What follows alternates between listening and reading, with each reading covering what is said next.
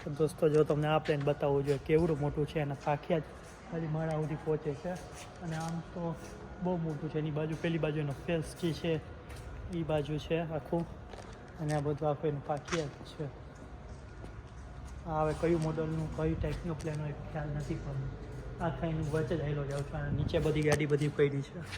એ લોકોની મિસાઇલ્સ ને એ લોકોની બોમ્બ ડિસ્પોઝેબલ કાર્સ જે છે એ બધી એને ટાયર એનું બધું આખું એન્જિન ને એવું બધું એ છે આખે જે પ્લેનનો ભાડું પાડતો હોય.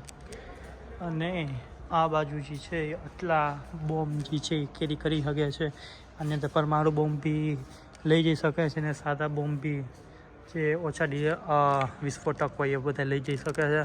જોઈ લો કેવડું મોટું છે થી લઈને જેટવા સુધી છે પાખિયા ને એનું બધું અને આ બધા બોમ્બ લો એકાદ બોમ્બ લઈ જાઉં હું ફોડી આવું જ્યાં ફોડવાના હોય ત્યાં. હા જોઈ લો બધા અંદર ફોડે છે બધે.